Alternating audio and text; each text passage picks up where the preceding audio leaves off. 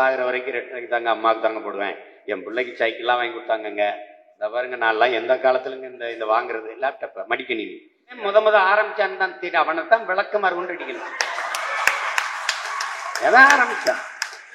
சரி, குடிக்க வச்ச அந்த தாலியை அறுத்தீங்களே, அதையும் சாதனைன்னு சொல்லணுமா இல்லையா? சொல்லு. என்ன வேலை செய்யறாரு? நல்லா சாணி கட்டுறாரு. ஒருத்தர் எல்லாம் பாக்குறேன் சட்டமன்றத்தில் மதிய உணவு இடைவெளிக்கு கூட உடனே அமர்வு வைக்கும் போது கொஞ்சம் ஜொக்கம், அது தூங்கிட்டேன். ஆனா டப்பு டப்பு டப்பு டப்பு டப்பு டப்புன்னு சத்தம் கேட்டவன யாரு பேசினா, எதிர்கட்சிக்காரன் பேசினா நம்ம கட்சிக்காரன் பேசினான்னு தெரியாம எந்திரிச்சு அவனு கட்சிக்கான். அப்ப சும்மா இருப்பா. ஏன்னா எதிர்கட்சிக்காரன் பேசுறதுக்கு அந்த கட்சிக்காரன் பேசலாம், இவர் ஆளுங்கட்சி, அவர் எந்திரிச்சு தட்டினார். காலையில ஒண்ணு நீங்கிடுவாங்கப்பா, காலையில வாங்கலாம் நுழையில. அதை பார்த்தா 2 டபா டபான்னு 2 பசங்க குத்துறாங்க. துறக்க முடியல. முதல்ல தொலைக்காட்சியில நிகழ்ச்சி நிறுத்தி கட்சியை பயன்படுத்திக்கிறவன் ஒரு கூட்டம், கட்சிக்கு பயன்படுகிறவன் ஒரு கூட்டம். கட்சிக்குள்ள தனக்கு ஆள் சேர்க்கிறவன் எனக்கு தேவையில்லை, கட்சிக்கு ஆள் சேர்க்கிறவன் தான் எனக்கு தேவை. நாட்டின் பிரதம அமைச்சர் மதிப்பிற்குரிய ஐயா நரேந்திர மோடி அவர்கள் உலகத்தின் தொன்மையான மொழி, மூத்த மொழி தமிழ்தான் என்பதில் எனக்கு பெருமையாக இருக்கிறது என்று சொல்லியிருக்கிறார். பல்வேறு நாடுகளில் பல்வேறு பெரும் அறிஞர்கள், மொழியியல் ஆய்வறிஞர்கள், தலைவர்கள் எல்லாம் நம் மொழியை போற்றி கொண்டாடுகிறார். மொழி என்பது என் அன்பு உடன் பிறந்தார்களே, முன்னவர்கள் பின்னவர்களுக்கு வைத்துவிட்டு செல்கிற உயிர் உடைமை, அதான் சொத்து.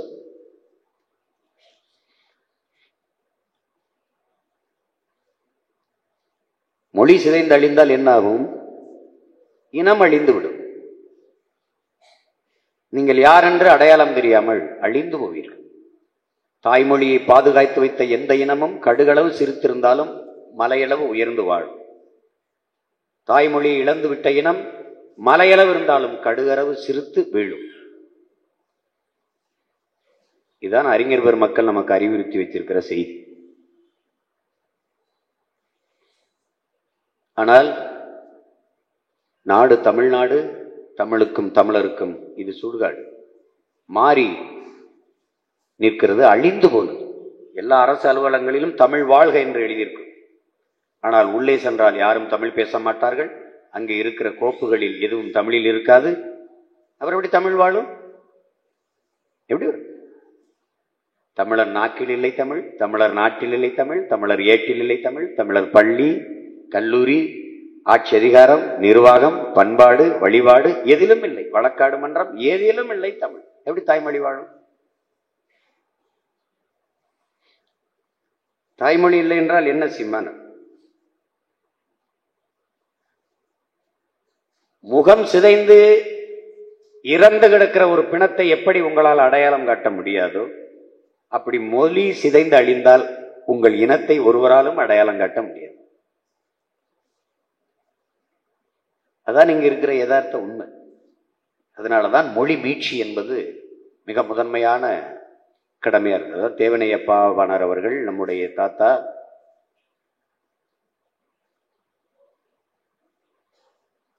தமிழ் மீட்சியே தமிழர் எழுச்சி என்கிற முழக்கத்தை முன்வைக்கிறார். தமிழ் மீட்சி வரும்போதுதான் தமிழன் எழுச்சி வருவான். இங்க வந்த ஆட்சியாளர்கள் ரொம்ப நுட்பமா கவனிக்கணும். நம்ம பேசுற அரசியலை பேசினார். நம்மளுடைய தாத்தா நாமக்கல் கவிஞர், வீழ்வது நாமாக இருந்தாலும் வாழ்வது தமிழாக இருக்கட்டும். நம்ம முன்னோர்கள் வைத்த முழக்கங்கள், எங்கும் தமிழ் எதிலும் தமிழ், இந்த மாதிரி முழக்கங்களை முன்வைத்து அதையெல்லாம் தனதாக்கி கொண்டு தாங்கள் முன்வைத்த முழக்கம் போல, என் தம்பி கலைஞன் சொன்னார்ல, நம்ம சொல்றதெல்லாம் அவங்களே சிந்திச்சு சொன்ன மாதிரி பேசுவாங்க. அது சட்டசபையில பேசுறதுனால இவர் சிந்திச்சு சொல்றாரு. நம்ம சாதாரண மக்கள் மன்றத்தில் பேசினால அது எடுபடுறது இல்லை. அப்போ இதையெல்லாம் பேசி வீழ்வது நாமாக இருந்தாலும் வாழ்வது தமிழாக இருக்கட்டும், தமிழன் என்று சொல்லடா, தலை நிமிர்ந்து நில்லடா என்று நம்முடைய தாத்தா நாமக்கல் கவிஞருடைய பாடலை இதெல்லாம் இவங்க சொன்னாங்க. நம்பணும், தமிழை எப்படி பேசுறாங்க, தமிழுக்காக பேச. அந்த உணர்வுல தான் இந்த திராவிட இயக்கங்கள் வளர்ந்தது. இந்தியை திணித்தார்கள், இந்திக்கு எதிராக போராட்டம் நடந்தது. பல்லாயிரக்கணக்கில் மாணவர்கள் மக்கள் திரண்டு போராடினார்கள், பலர் உயிரீகம் செய்தார்கள். மிகப்பெரிய மொழி புரட்சி நடந்தது.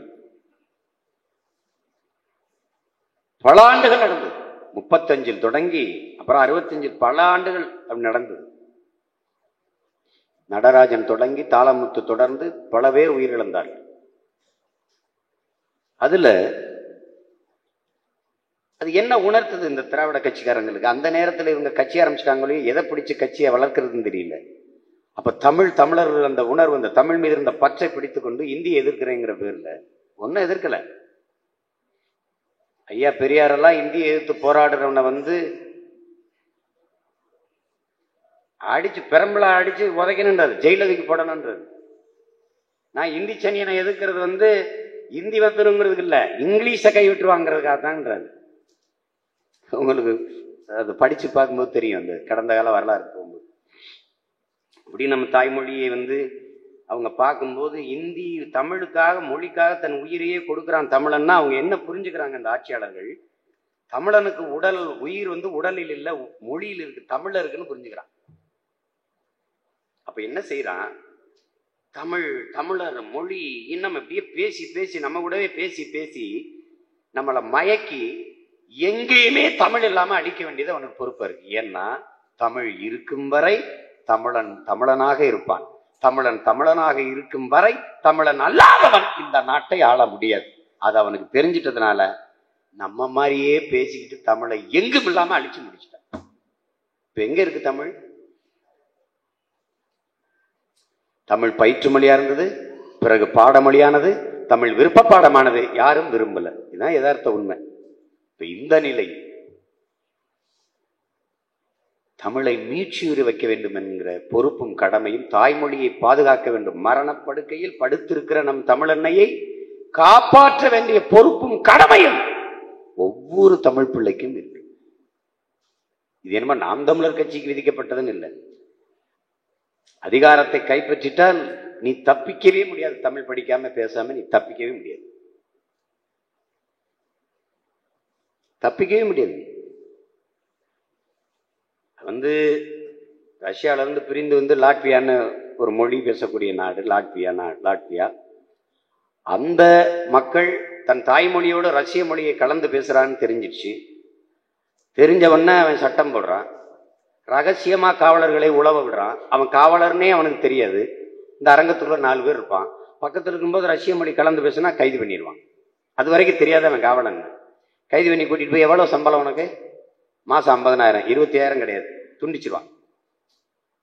எவனாவது அடுத்த தடவை ரஷ்ய மொழி கலந்து பேசுவான்? இங்க அந்த வேலையை நாம செய்யணும்.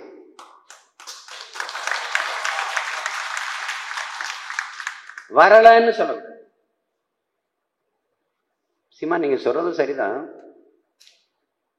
பட் டிஃபிகல்ட்டா இருக்குங்கிறான். உங்களை மாதிரி பேச ட்ரை பண்றேங்கிறான். ட்ரை பண்ணாதீங்க, முயற்சி பண்ணுங்க. அது சொல்லுவாங்க. ஒரே ஒரு கேள்விதான், கண்ணாடிக்கு முன்னாடி போய் நில்லுங்க அப்படி ஒரு கேள்வி. ஆமா, எங்க அண்ணன் சொல்லிட்டே இருக்கிறான், என் தாய்மொழியை நான் பேசாம வேற யாரு தான் பேசுவா? வேற யாரு தான் பேசுவா? வரல, ஆங்கிலம் கலந்து வருது, பின்னாடி போ, அந்த சொல்லை கலைந்து விட்டு மறுபடி பேசு. ரைஸ் கொடுங்க அப்படின்னு வந்துருச்சா, திரும்பி இல்ல சோறு கொடுங்கன்னு சோறு கொடுங்க, திரும்பி போ, திரும்பி அந்த வார்த்தையை தூக்கி வீசு.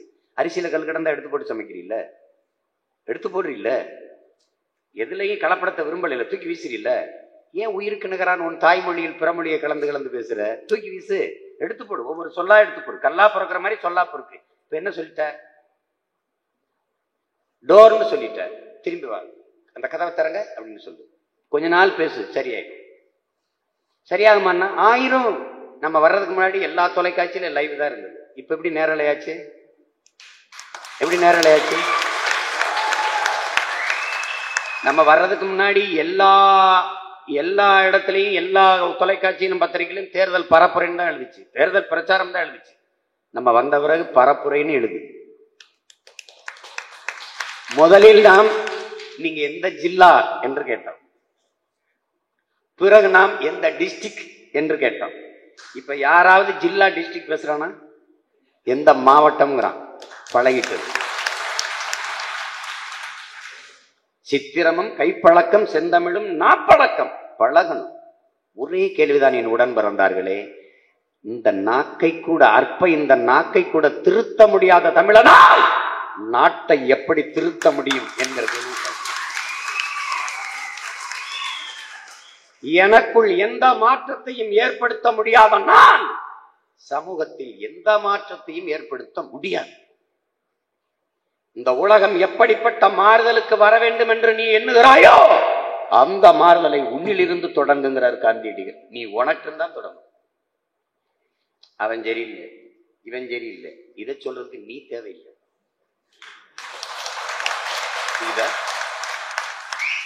எவன் சரியா இருக்கான் சரியில்லை, நான் சரியா இருப்பேன். நீ நீ நீ சரியா இருப்பேன்னு முடிவெடு. அதே மாதிரி இவன் சரியா இருக்கான் சரியா இல்லை, நான் சரியா இருப்பேன். அவன் சரியா இருக்கான் சரியா இல்லை, நான் சரியா இருப்பேன். ஒவ்வொருவனும் இந்த முடிவை எடுத்து விட்டால் நாடும் மக்களும் எல்லாம் சரியா இருக்கும். எவன் ஊழல் லஞ்சம் பெற்றாலும் நான் பெற மாட்டேன், லஞ்சம் கொடுக்கவும் மாட்டேன், வாங்கவும் மாட்டேன். அந்த உறுதிமொழி எடுத்துட்டா எங்க இருக்கு லஞ்சம்?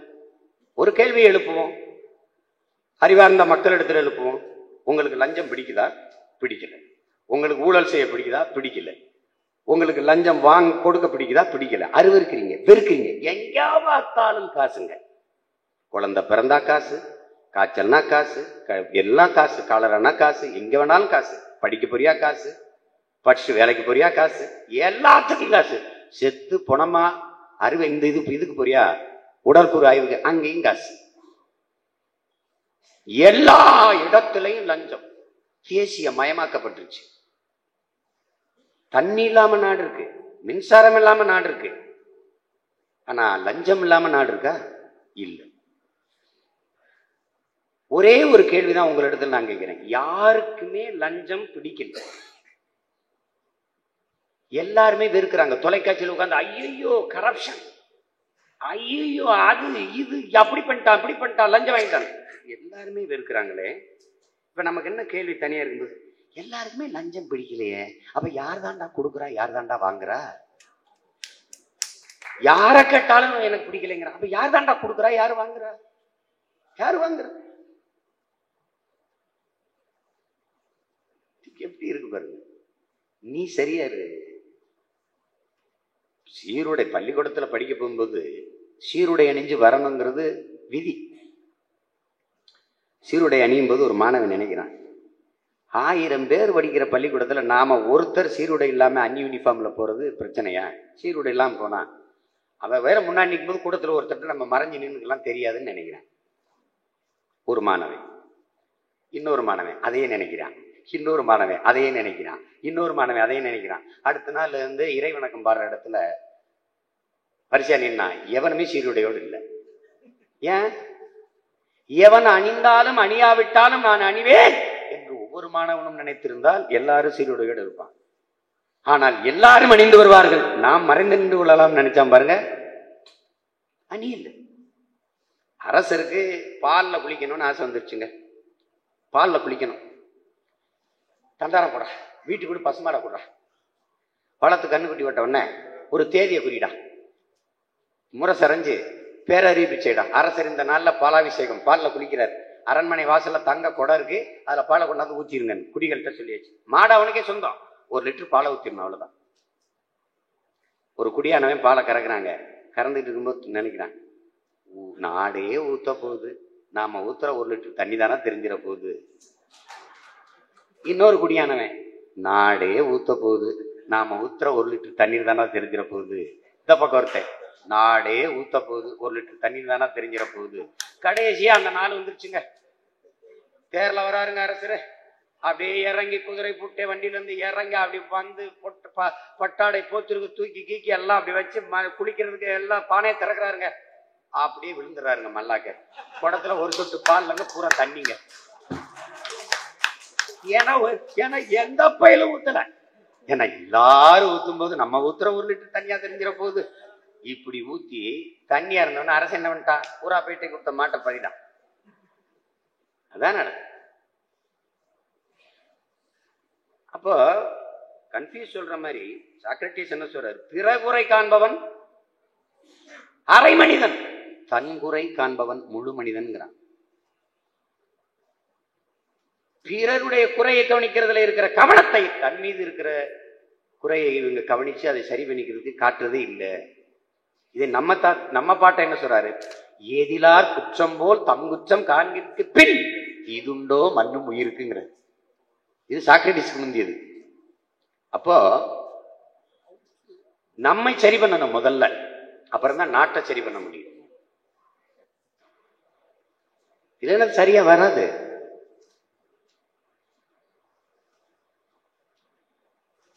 இதுல ஊடகவியலாளர் கூட நம்மகிட்ட கேட்கிறாங்க, இதுல என்னன்னா, எந்த கட்சி வந்தாலும் நாங்க மிக்சி கொடுத்தோம், நாங்க கிரைண்டர் கொடுத்தோம், மாவரைக்கிற எந்திரம், மசாலா அரைக்கிற எந்திரம், மின் விசிறி, மடிக்கணினி, மிதிவண்டி கொடுத்தோம். கொடுத்தீங்க. எந்த உங்க அப்பமிட்டு சொத்தை வித்து வந்து கொடுத்தீங்க?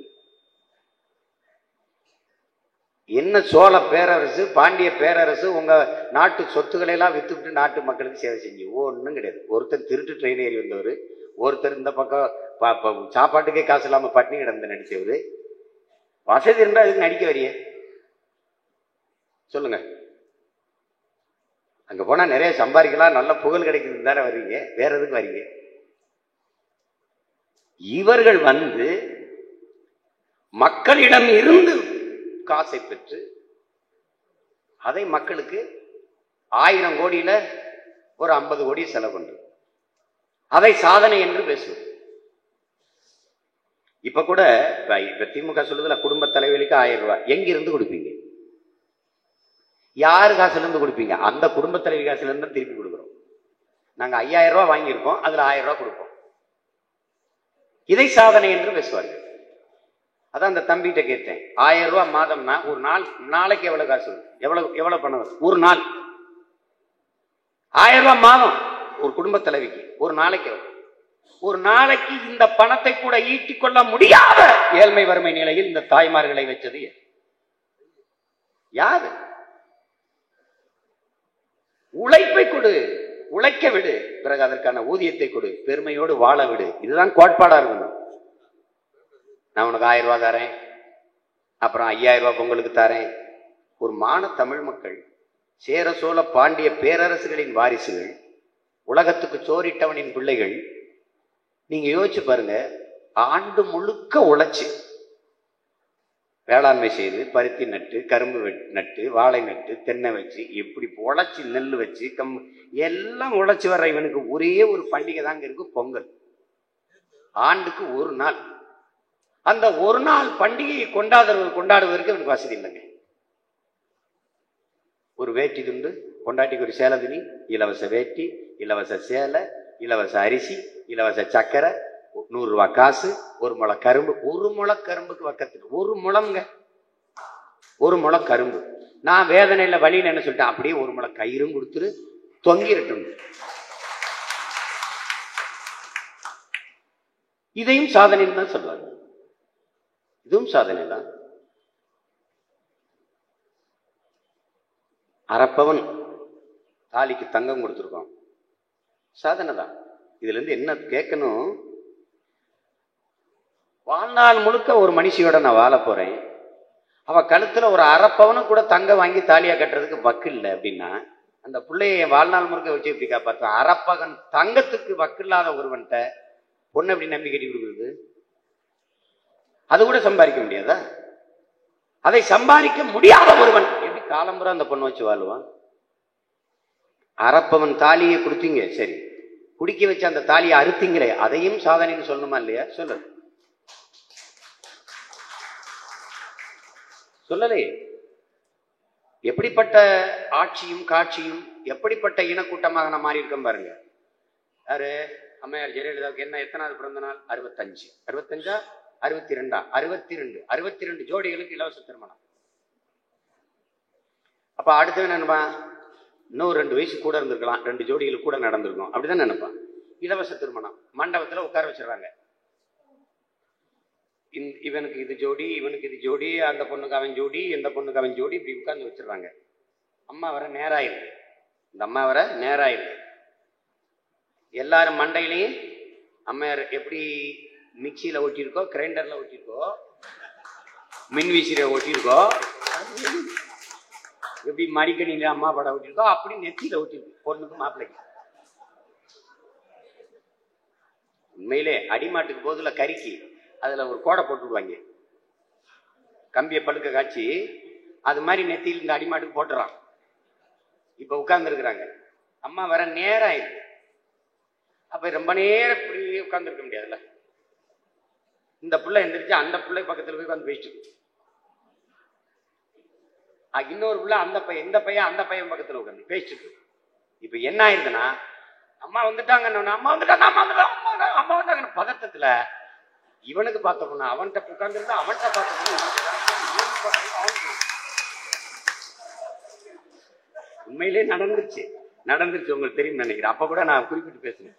நடந்துருச்சு. உடனே அம்மா வந்துட்டாங்க, கட்டு கட்டு சார் எங்க விட்டு கட்டா மாட்டிக்கலாம். உண்மையிலே கட்டிட்டான். என்னை வந்து கல்லூரி விழாக்களுக்கு கூட்டிட்டு போவாங்க, பள்ளி விழாக்கள், கல்லூரி விழாக்கள். பிள்ளைகளுக்கு பரிசு, அதாவது அந்த நினைவு பரிசு, சான்றிதழ் கொடுக்கணும்பாங்க, சீல்டு, ஆங்கிலத்தில் சீல்டுங்கிறோம்ல.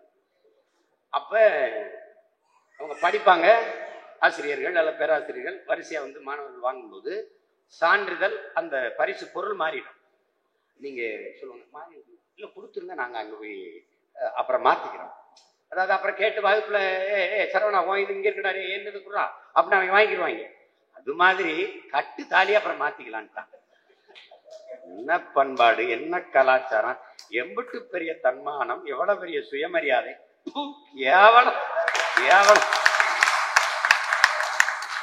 பண்ணி அதுக்கான ஜோடியை தேடிக்கிறீங்க, கழுத அதுக்கான பொண்டாட்டியை தேடிக்கிறீங்க, பூனை தேடிக்கிறது, நாய் தேடிக்கிறது, நரி தேடிக்கிறது, பூச்சி, வண்டு, பல்லி, பூரா எல்லாம் தேடிக்கிறீங்க.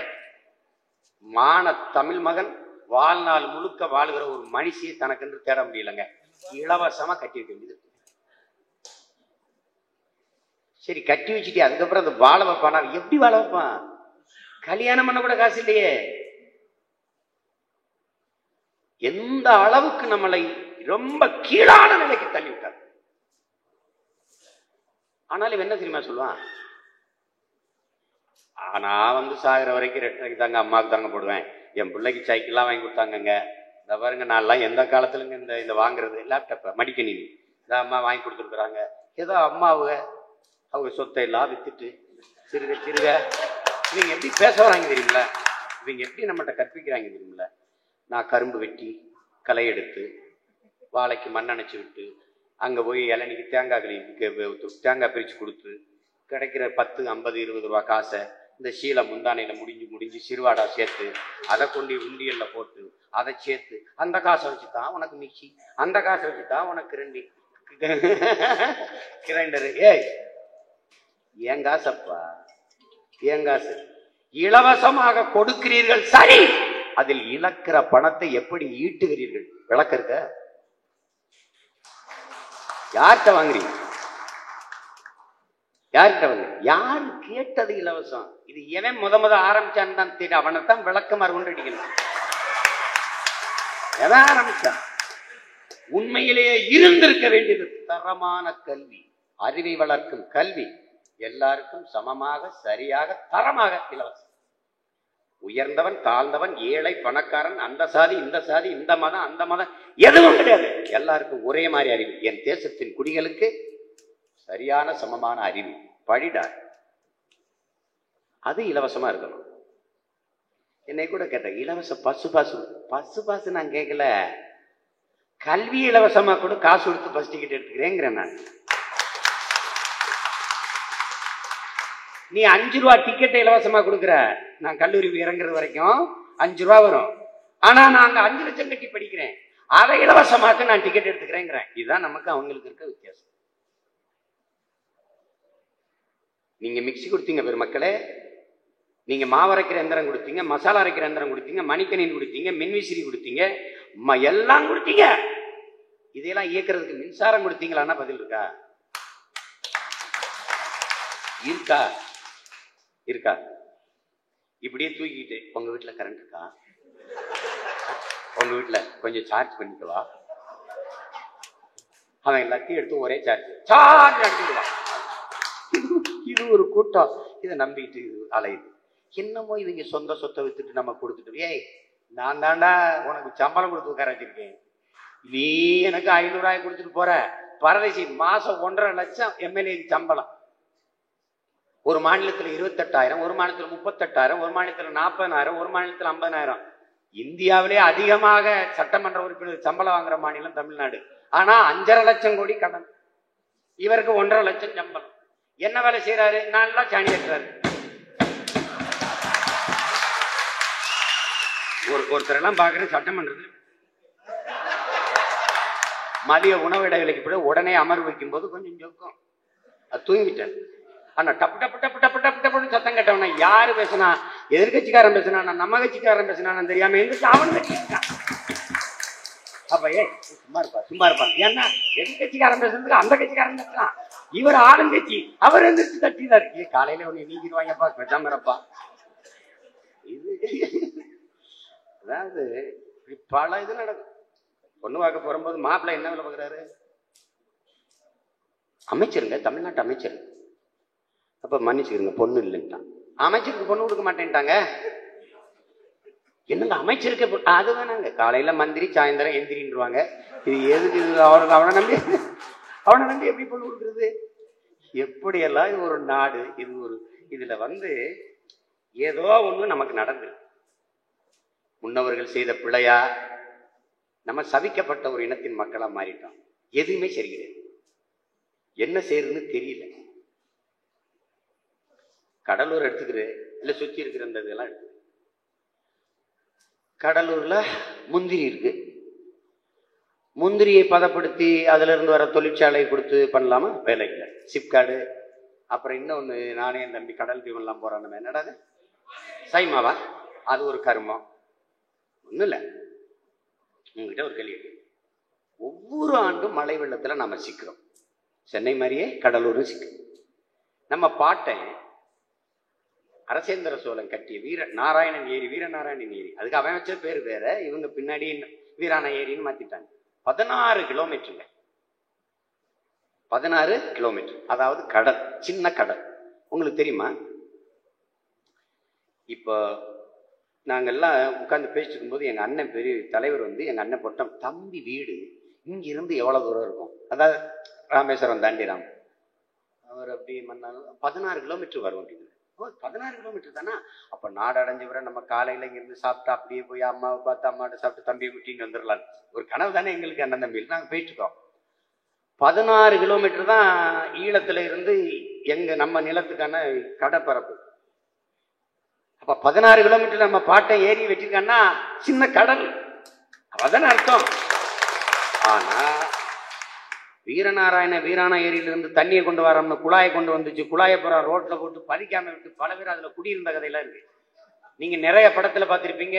இந்த மோகன்லாம் அதுல படுத்திருப்பாரு, தும்ப குளிக்கல, அந்த குழாய் கடைசி வரைக்கும் பதிக்கல, அவ்வளவுதான். யாரும் கேட்கல அதுக்கு ஒதுக்குன காசு என்ன, அது எங்க பதுக்கிருக்கிறீங்க, எவ்வளவு சாப்பிட்டு, இதெல்லாம் கேட்க முடியாது. நீங்க அந்த வீரநாராயண ஏரியை தூர்வாரினால், இப்ப 2 அடியா 1/2 அங்குலமோ 2 அங்குலமோ தான் இருக்கு, மூடிடுச்சு.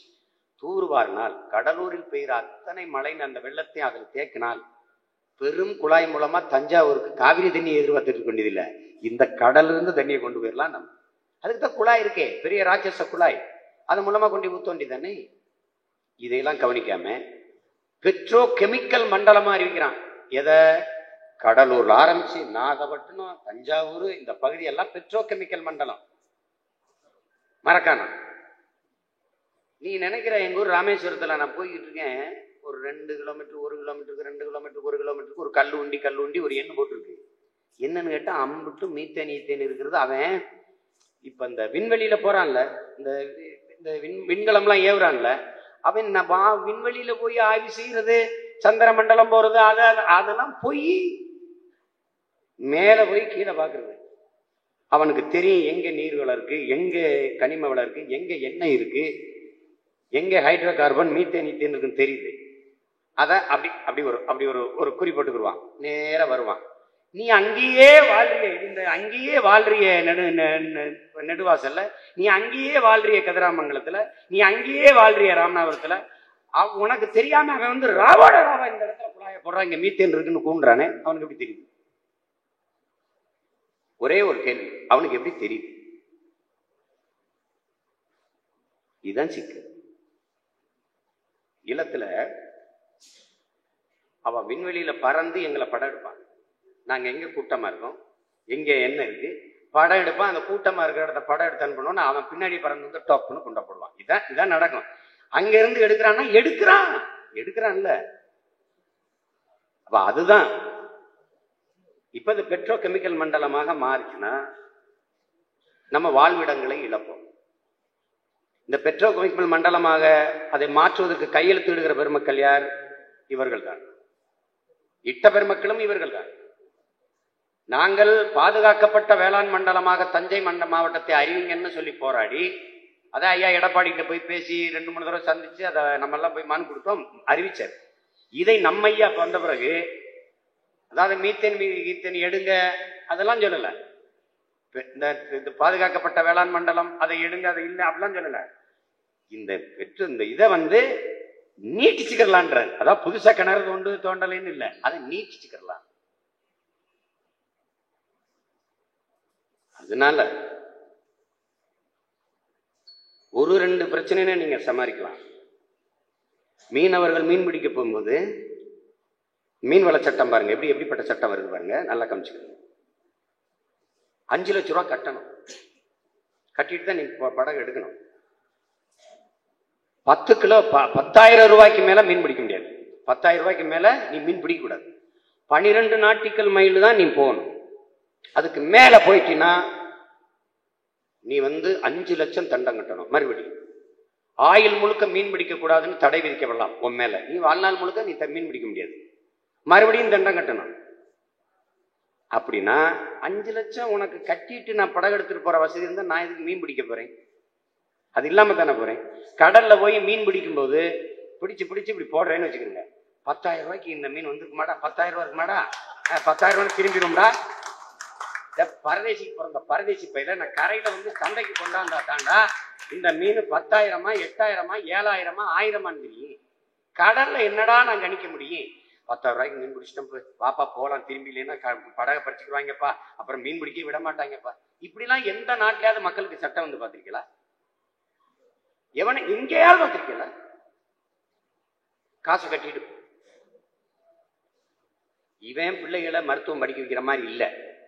நம்ம பிள்ளைங்க ரஷ்யா போகுது, அங்க இலவசம். நம்ம பிள்ளைங்க சீனா போகுது, அங்க இலவசம். பிலிப்பைன்ஸ் போகுது. என் தம்பி மையம் எல்லாம் பிலிப்பைன்ஸ், சிவா மையம் எல்லாம் அங்கதான் படிக்கிறான் சரண். நாங்க நிறைய நம்ம இயக்க பிள்ளைகளுடைய பிள்ளைகளை எல்லாம் சீனால படிக்க வைக்கிறோம். நானே பணம் கட்டி படிக்க வைக்கிறேன்னு வச்சு ரஷ்யால படிக்கிறேன். என் தம்பி நம்ம கட்சி பிள்ளைலாம் நிறைய ரஷ்யால படிச்சான். அங்க ஒரு வசதி தான், தங்கும் விடுதி, மருத்துவ படிப்பு எல்லாம் இலவசமா கொடுக்குறான். திருப்பி இந்தியாவுக்கு வந்தா நுழைவு தேர்வு ஒன்று எழுதணுங்க. அதுக்கு நாடு சொல்லுது 6 லட்சம் கட்டணும். அரசு 6 லட்சம் ரூபாய் லஞ்சம் கேக்குதுங்க, கட்டிட்டு எழுதுங்க. எப்படிப்பட்ட நாட்டுல நீங்க எல்லாம்? எனக்கு ஒன்றும் பிரச்சனை இல்லை, கத்திட்டு செத்து போவேன். நீங்க சிக்கு, நீங்க வசமா. எனக்கும் ஒண்ணும் கிடையாது. நான் இதை எடுத்துட்டேன், நான் கெஞ்சிட்டேன், என் பாஸ்போர்ட்டை கூட ஓடிடுறேன் எங்கேயாவது. சில பேர் என்னப்பா உன்னை நம்பிதான் நாங்க இருக்க, நீ ஓடி போறன்ற சொல்றதாண்டா. ஓடுறதுக்காக விளவலை பாக்குறேன், அவங்கள ஓட்டி விடுறதுக்கு நீ எதோ சொல்றதான். அதுக்காக என்ன உன்னை கொன்னே விடுங்கிறான், அதுக்காக கொன்னுருமா என்ன? சும்மா ஒரு மிரட்டுறதான். தொலைச்சு போடுவோம், தொலைச்சு படா அப்படிங்கிறான், அதுக்காக தொலைச்சு போடுவோமா? நெய் வண்டி தொலைக்கிறது அதெல்லாம் சும்மா ஒரு பேச்சு, செல்லமா கடிந்து விடுறதா. அது அப்படி போச்சா? ஒவ்வொன்னையும் எடுத்து பேசேன், எல்லாமே இதே மாதிரி சிக்கல் தான். காட்டுக்கு ஒரு சட்டம் கொண்டு வரா. என்னன்னா, இப்ப வந்து ரொம்ப நாளா அந்த சொந்தமா ஏக்கர் கணக்கு வாங்கி காடுகளை வளர்த்திருந்தா அது அவருக்கே சொந்தம், அவர் வெட்டிக்கலாம். அது காடு அந்த வளர்ச்சி ஃபாரஸ்டுக்குள்ள வராது. இப்ப என்ன சொல்றான்னா, ஆய்வு செய்யணும் அப்படின்னா, ஏதாவது என்ன இருக்கா கனிம வளம் இருக்கான்னு ஆய்வு செய்யணும்னா எவ்வளவு ஆழம் வேணாலும் தோண்டிக்கலாங்கிறான். அது யார்ட்டையும் அனுமதி தேவையில்லைங்கிறான். அனுமதி பெறணுங்கிற ஒரு விதி இருக்குல்ல, அதை தளர்த்தி விடுங்கிறான். யார் சொல்றா? அரசு சொல்லுதுங்க, தளர்த்தி விட்டு. எண்ணற்ற சிக்கல்களை நாம் எதிர்கொண்டிருக்கிறோம். நம் நிலம் பறிபோய்கிட்டு இருக்கு. நாடு பாலைவனமா மாறிக்கொண்டிருக்குது. பாலைவனமா மாறுது, பாலைவனமா மாறு. நீ சேலத்துக்கு போ, பாக்கு மரம் தென்னை மரம் எப்படி செத்து இருக்குன்னு பாரு. இங்கிட்டு வா, பனைமரம் எப்படி செத்து இருக்குன்னு பாரு. பனைமரம் வறண்ட நிலத்தாவரம், அது பாலைவனத்தில் வராது, ஆனால் வறண்ட நிலத்தாவரம். அது வறண்ட நிலத்தில் வளமையா வாழும். அந்த மரம் சாகுதுன்னா 1000 அடிக்கு கீழே போய் தண்ணி எடுத்துட்டு வந்து வாழக்கூடிய ஒரு மரம் சாகுது என்றால் 1000 அடிக்கு கீழேயும் தண்ணி இல்லை என்பதை உணர்த்து. அப்போ நிலம் பாலைவனமாக மாறிக்கொண்டிருக்கிறத அறிவிப்பு செய்யும். இதுக்கு சான்றா மண்ணள்ளி வித்துட்டு மலையை நொறுக்கிறான். மலையிலிருந்து தான் அருவி, அருவியிலிருந்து தான் ஆறு, ஆற்று மேல மணல். ஆனால் இந்த மணல் முடிஞ்ச உடனே எம் சாண்ட் என்று மலையை நொறுக்கிறான். நீ மணலை உருவாக்க முடியுமா? உருவாக்க முடியாது. உருவாக்கியது யாரு? அருவி. இப்ப இந்த அருவியை உருவாக்கி பிரசவித்தது யாரு? மலை. இப்ப மலையை நொறுக்கிட்டா என்ன ஆகும்? அருவி கிடையாது. அருவியில என்ன ஆகும்? ஆறு கிடையாது. ஆறுல என்ன ஆகும்? நீர் கிடையாது. நீரில் என்ன ஆகும்? சோறு கிடையாது. சோறுல என்ன ஆகும்? வயிறு கிடையாது. வயிறுல என்ன ஆகும்? உயிர் கிடையாது. செத்து போவாய். இதுதான் நடக்கும். இதுதான் நடக்கும். இவன் எவன் செத்தாலும் பரவாயில்ல, நான் வாழ்ந்தா போதும் நினைக்கிறான். இந்த கூட்டம் திராவிட கூட்டம். ஏய், நீ மகிழ்ச்சியா வாழணும்னா எல்லாரும் மகிழ்ச்சியா வாழணும். எல்லாருமே மனிதன் மட்டும் இல்ல, வாழவே முடியாது. பூச்சி வாழணும், வண்டு வாழணும், நண்டு வாழணும், பாம்பு வாழணும், எலி வாழணும். இது ஒரு, எங்க அப்பா சொல்றாருல, இது ஒரு உயிர் சங்கிலி, உணவு சங்கிலி. அதை அறுத்துட்டீங்கன்னா போயிடும். இப்ப நீ பாம்பை கொண்டுட்டீன்னா எலி பெருகிடும், எலியை கொண்டுட்டீங்கன்னா பூச்சி பெருகிடும், வவ்வாலை கொண்டுட்டீங்கன்னா பூச்சி பெருகிடும். அப்ப நீ என்ன ஆயிருது? நீ பாரு, கொசுங்கிற கொசுவை உற்பத்தி பண்ணது நீ தான். அது சாக்கடைக்குள்ள முதல்ல கொசுக்கு முன்னாடி லார்வா தான் வரும், அதாவது அரட்டலை, அப்புறம் தவளையா மாறும். இந்த அரட்டலை என்ன பண்ணா, அதுக்கு உணவு என்ன? கொசு முட்டை. கொசு முட்டை தான் அதுக்கு உணவு. பிடிச்சி கொசு முட்டையெல்லாம் தின்னு ஒரு கொசுவே வராது. ஆனா நீ அதை பார்த்தவன அருவருப்பா இருக்குன்னு ப்ளீச்சிங் பவுடரை கொண்டா, ப்ளீச்சிங் பவுடரை போட்டு அதை கொண்டுக்கிற. கொசு நிம்மதியா முட்டையிட்டு பல லட்சக்கணக்கான கொசு முட்டைகளை இட்டு குஞ்ச பொறிச்சு கொசுவோட கூட்டிட்டு பாருங்க வந்து உன்னைய கடிக்கும். டெங்குங்கிறான், அடுத்த நாள் சங்குங்கிறான், முடிஞ்சு. அற்ப கொசுவை ஒழிக்க முடியல, நீ லஞ்சம் உடலை ஒழிக்க போறியா? என்னன்னு ஒழிப்ப? என்னன்னு ஒழிப்ப? அதுவும் ஒரு விளம்பரம். கொசுவை ஒழிக்க முடியாது, அதுக்கு ஒரு நிறுவனம் வச்சிருக்கான்ல, இதை அடியுங்கள் கொசு, பாருங்க டேமேஜ், ஏதோ ஒரு பேர் வைக்கிறான். காயில வாங்கிக்கணும் நுழையில, அதை பார்த்தா ரெண்டு ஒரு டபா டபான்னு 2 பசங்க குத்துறாங்க. துறக்க முடியல. முதல்ல தொலைக்காட்சியில நிகழ்ச்சி, அங்கங்க விளம்பரம். இப்ப விளம்பரம், அங்கங்க நிகழ்ச்சி. ஏன்? வர்த்தக உலகம், வியாபார உலகம், வியாபார உலகம். நீ பைத்தியமாகலைன்னா என்ன கேள்வி?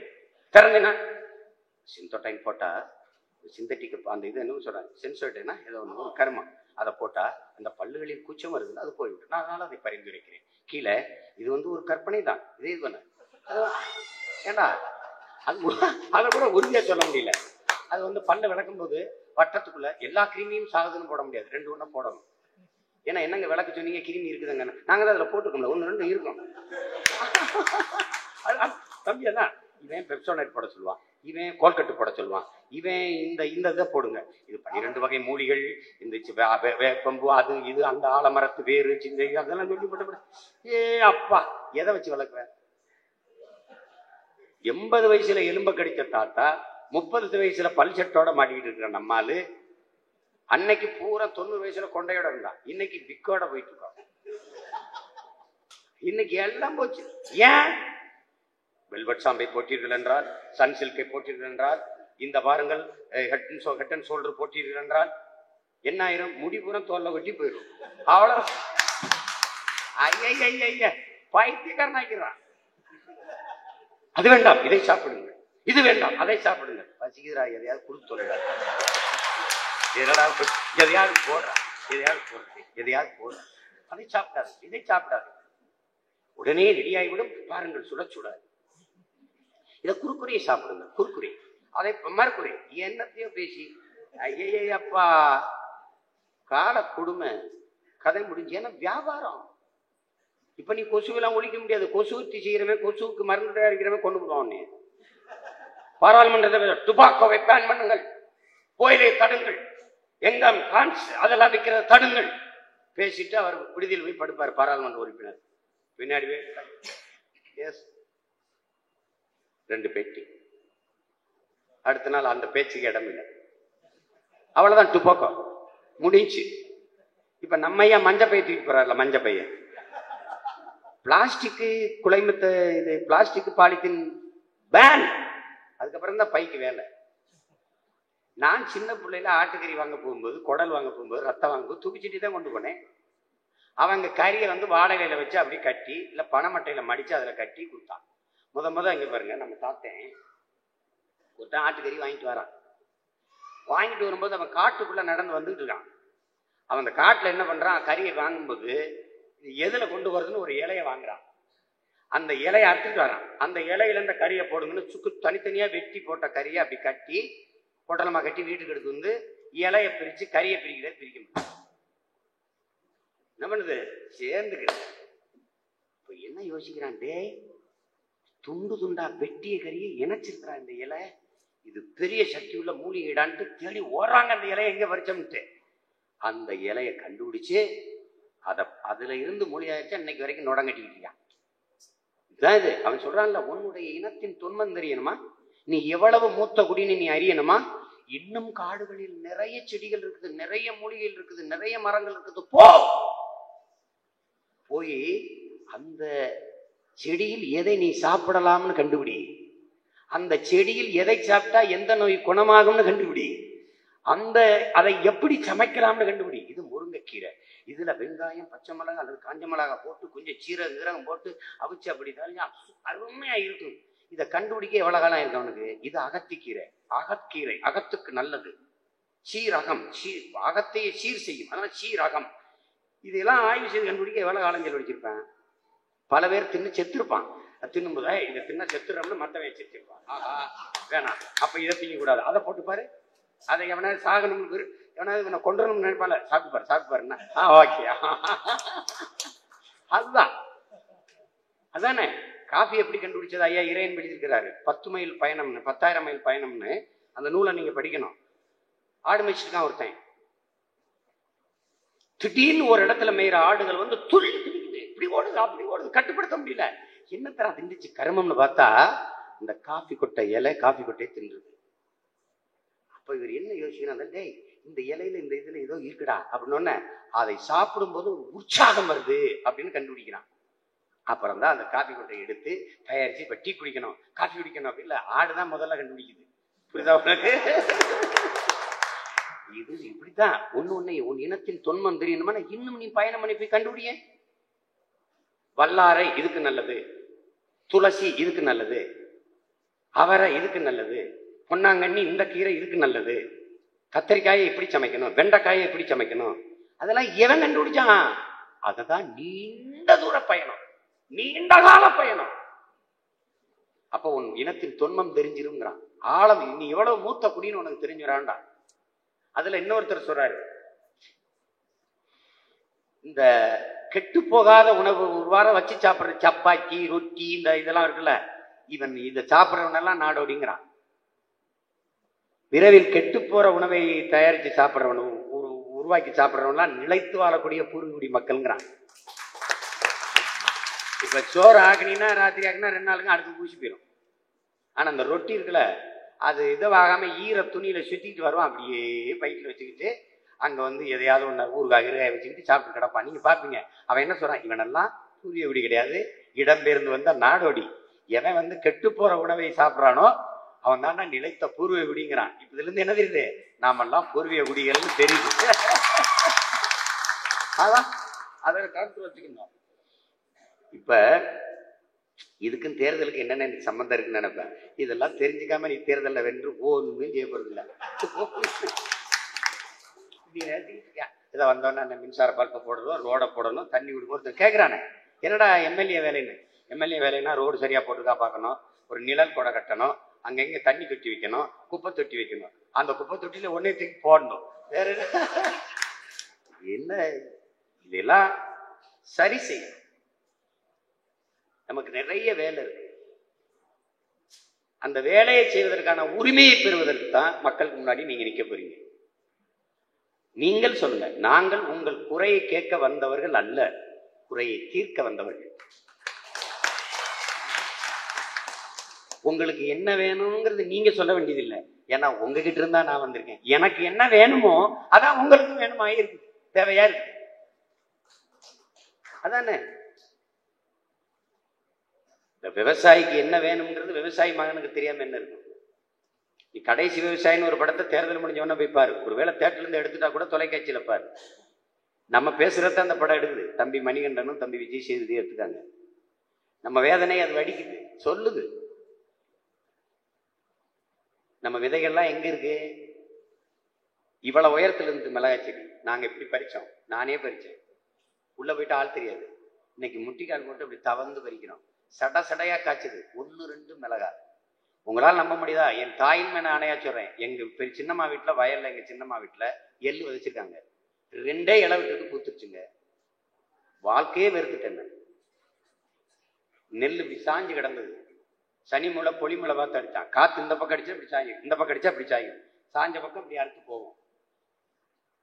அதான் நம்ம முன்னோர்கள் சொன்னா, வரப்புயர நீர் உயரும், நீர் உயர நெல் உயரும், நெல் உயர குடி உயரும், குடி உயர கோல் உயரும், கோல் உயரும், கோல் உயர்வான்னு. இன்னைக்கு வரப்பு உயரமா இருக்கு, நீரும் உயரல், நெல்லும் உயரல. ஏன்னா நம்ம பாரம்பரிய நெல் விதைகளை மறைச்சு அழிச்சிட்டு குட்டப்பயிரை கொண்டாந்து வலித்தான். 5008, 5020 அப்படின்னு. அதை பாக்டம்பாஸ் 20-20 பொட்டாசியம் சல்பேட்னு இந்த உயிரியா இந்த ரசாயன உரங்கள் பூச்சி மருந்துகளை விற்கிறதுக்கு இந்த விதையை கொண்டு வந்து தள்ளி அடிக்காட்டுக்கு நுனி வீட்டுக்கு நடு மாட்டுக்குனா அடி இருக்கு, நுனி இருக்கு. மாட்டுக்கு எங்க அடி இருக்கு, நடு எங்க இருக்கு? முடிஞ்சு. எல்லாம் சந்தை. இதெல்லாம் கவனமா கற்றுக்கொண்டு என் அருமை பிள்ளைகள் களத்தில் நிற்கணும். தன்னை முன்னிறுத்திக்கிற போக்கை கைவிடணும். தான்மையை அழிக்கணும். நாம் பெரியவன் நீ பெரியவங்கிற எண்ணத்தை முதல்ல அழிச்சு ஒழிக்கணும். எல்லாவற்றிலும் பெரிது நாம் பிறந்த இனமும் நாடும் அதன் உரிமையும்னு நீங்க முடிவு பண்ணணும். தன்னை முன்னிறுத்திக் கொள்ளாது தன் பிறந்த பெருமைமிக்க இனத்தை அவன் முன்னிறுத்தி களத்தில் நிற்கிறானா அவன் தான் இந்த கட்சிக்கு தேவையான சிறந்த வீரன். தன்னை முன்னிறுத்தி கட்சியை பயன்படுத்திக்கிறவன் ஒரு கூட்டம், கட்சிக்கு பயன்படுகிறவன் ஒரு கூட்டம். கட்சிக்குள்ள தனக்கு ஆள் சேர்க்கிறவன் எனக்கு தேவையில்லை, கட்சிக்கு ஆள் சேர்க்கிறவன் தான் எனக்கு தேவை. கட்சியில நீ இருக்க மகிழ்ச்சி, கட்சியில ஒன்னால எத்தனை பேர் இருக்கான் அதான் வளர்ச்சி. அதை புரிஞ்சுட்டு வேலை செய்யணும். சும்மா வந்துட்டாருன்னு என்னை கிள்ளிட்டாருன்னு அடிச்சுட்டாருன்னு விரட்டிட்டாருன்னு அது பண்றாருன்னு யாருமே சரியில்லைண்ணே, அண்ணே நீங்க போட்ட ஆளுகள்லாம் சரியில்லை, இப்ப மாத்தி போட்டி இல்லை, எவனுமே சரியில்லை அப்படின்னா என்ன சொல்றான்?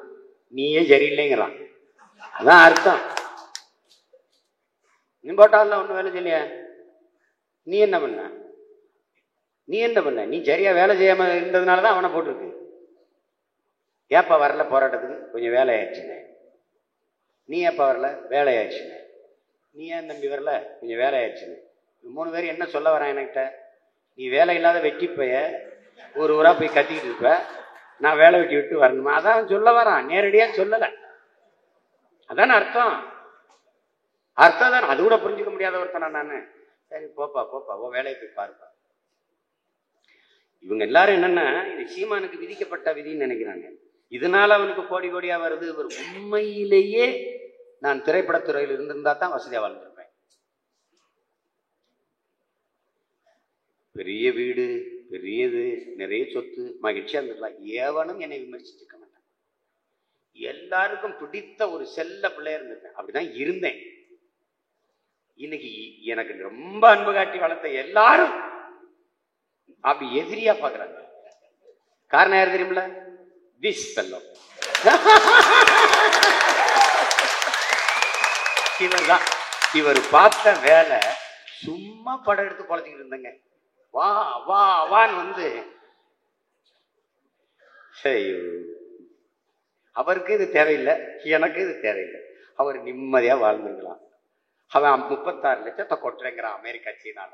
36 லட்சம் கோடி நாடு அடைஞ்சுதாரேன்றான். நீ அதிபரா இருந்துக்க, நாட்டாண்டுக்க.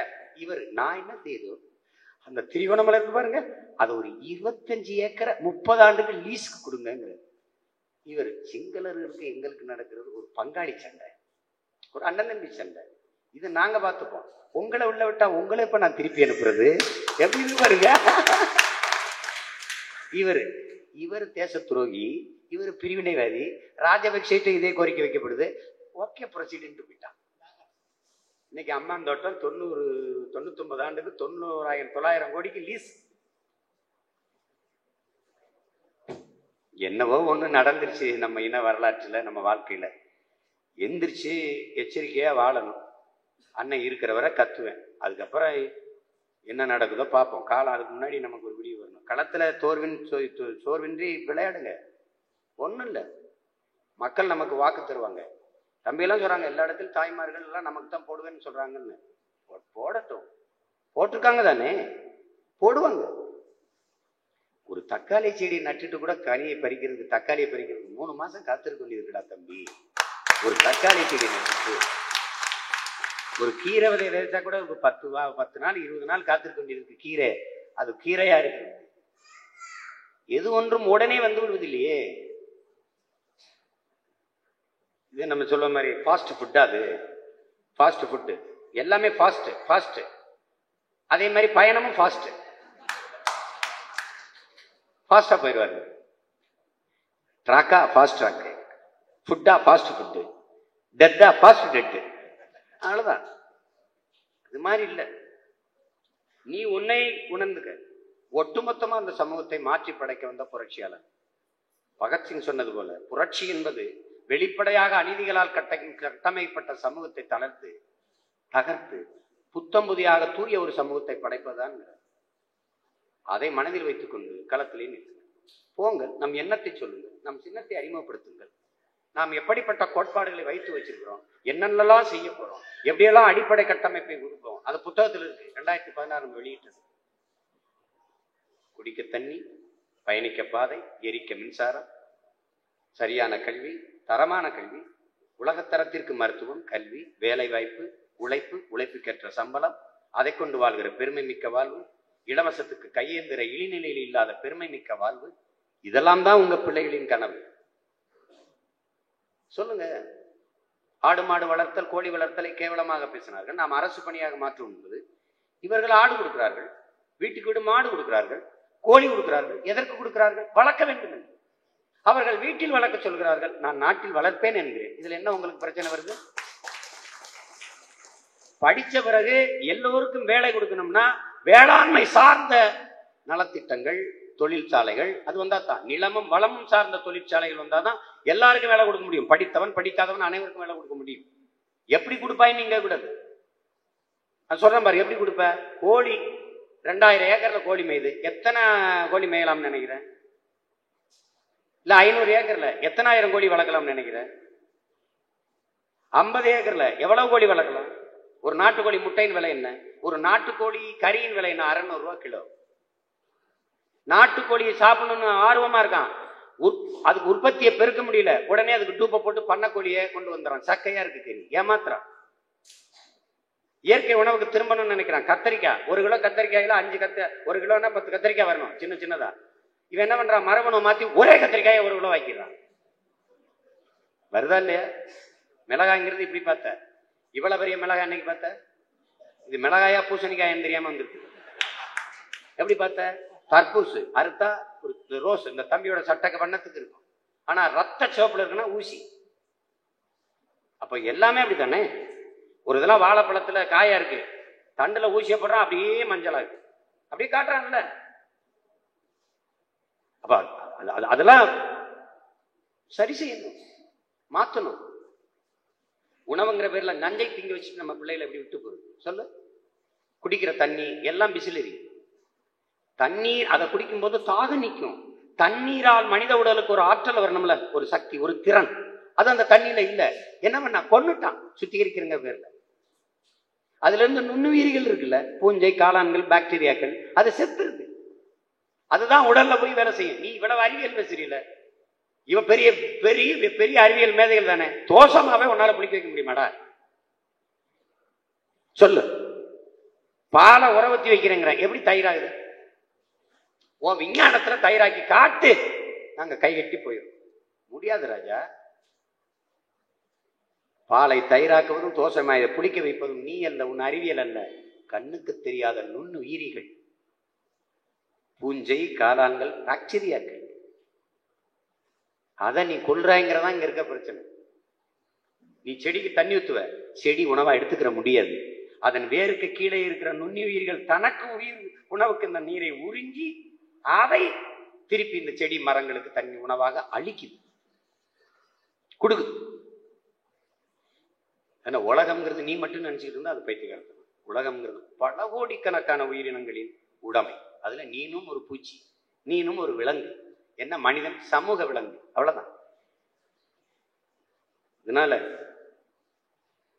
கவிப்பேரரசு வைரமுத்து சொன்னதான், விலங்குகளை நேசிங்க, அவை அன்புக்கு ஏங்கும் ஐந்தறிவு குழந்தைகள். விலங்குகளை வணங்கும் மனிதன் உண்டு. புலி ஐயப்பன் வாகனம், சிங்கம் சிங்க ரூபினி, காளை சிவனின் வாகனம், மயில் முருகனின் வாகனம், பாம்பு சிவன் தோல்ல முருகன் காலத்துல நிக்குது. இதெல்லாம் கும்பிடுறோம். விலங்குகளை மனிதன் வணங்குகிறார். விலங்குகள் வணங்கும்படி வாழ்ந்த ஒரு மனிதன் இருக்கானா? விலங்கு யாராவது மனிதனை வணங்கி இருக்க?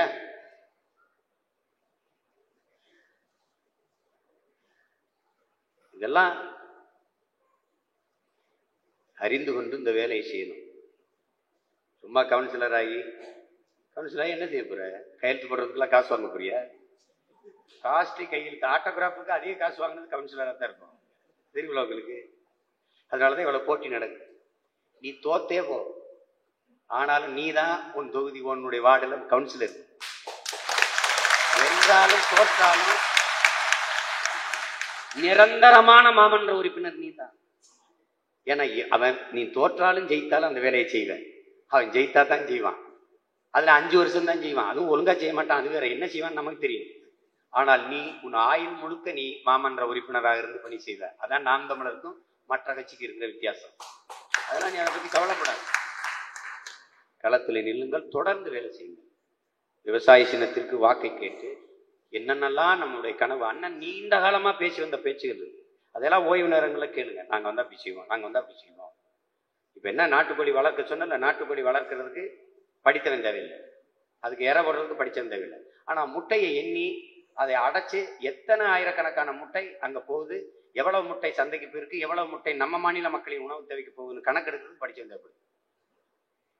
அது மாதிரிதான் பால், அது மாதிரிதான் உணவு, அது மாதிரிதான் காய்கறி, எல்லாவற்றுக்கும் சந்தைப்படுத்துவதற்கு படித்தவன். மாட்டுச்சாணியை அள்ளி அப்படி வேக்கம்ல உறிஞ்சி ட்ரக்கில் போடுறதுக்கு, டிராக்டர்ல போடுறதுக்கு படிச்சவன் தேவையில்லை. அதை கொண்டு உரக்கிடங்களை போடுறதுக்கு படிச்சவன் தேவையில்லை.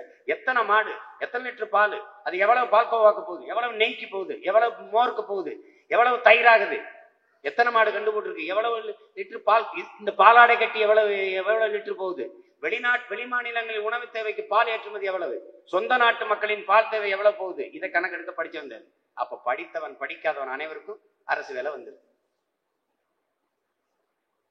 கரும்பு வச்சிருக்கேன், 2000 ஏக்கர்ல போடுறேன், கரும்புல நாட்டு சேவை தயாரிக்கிறேன், கரும்பை வெட்டுவதற்கு படிச்சவன் தேவையில்லை, கரும்பை உள்ளதள்ளி அது போட்டு அதை காய்ச்சறதுக்கு தேவையில்லை. ஆனால் எத்தனை டன் வெள்ளத்தை நான் எடுத்திருக்கேன், காய்ச்சிருக்கேன், அதை கணக்கிடுறதுக்கு படிச்சவன் தேவை. 2 பேரும் ஒரே இடத்துல வேலை செய்வான். படித்தவன் படிக்காதவன் அனைவருக்கும் அரசு வேலை.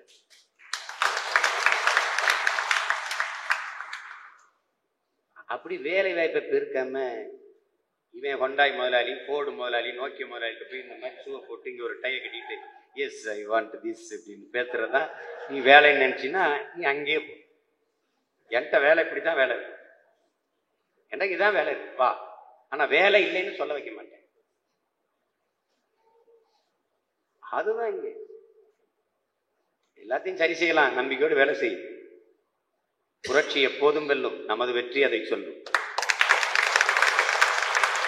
நமக்கு இலக்கு ஒன்றுதான், இனத்தின் விடுதலை.